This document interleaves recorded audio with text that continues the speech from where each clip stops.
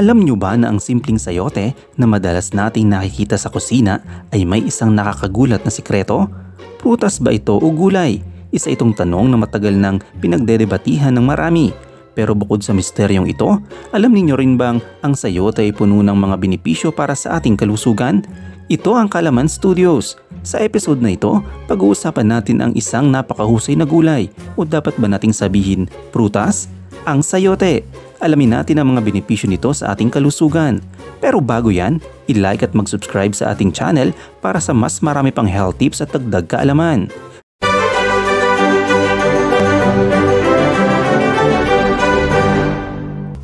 Ang sayote ay isang uri ng squash na malapit sa pamilya ng kalabasa, melon at gourds.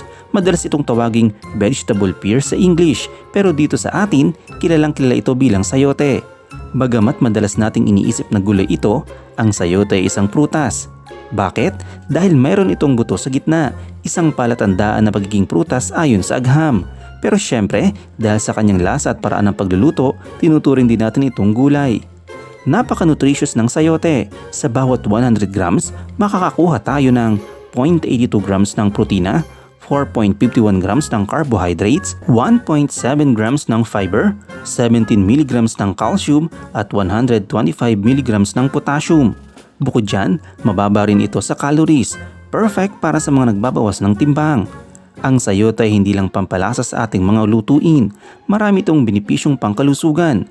Narito ang ilan sa mga ito. Panlaban sa mga sakit. Dahil puno ito ng antioxidants tulad ng flavonoids at carotenoids, natutulungan itong labanan ng mga free radicals na sanhi ng cancer at iba pang chronic diseases. Tulong sa blood sugar regulation.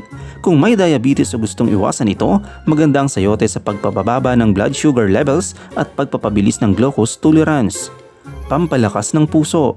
May flavonoids ang sayote na nakakatulong sa pagpapababa ng kolesterol kaya may iwasan ng heart disease at stroke. Ang mga pag-aaral ay nagpapakita na ang sayote ay nakakatulong din sa kalusugan ng atay at tiyan.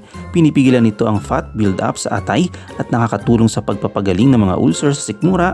Amazing, di ba? Hindi lang yan. May mga studies ding nagsasabi na ang sayote ay may potensyal laban sa cancer cells at makakatulong itong protektahan ng ating katawan mula sa harmful bacteria tulad ng E. coli. Kaya naman, subukan natin gawing regular na bahagi ang ating diet ng sayote. Bukod sa mura at masarap, ito rin ay napaka-healthy. Pwede itong ihalo sa sopas, ginisa o kahit sa juice. Kung may natutunan kayo, huwag kalimutang mag-like, mag-share at mag-subscribe para sa iba pang health tips at masustansyang recipes. Hanggang sa susunod at sa wastong pagkain, tamang kaalaman, laging healthy ang buhay.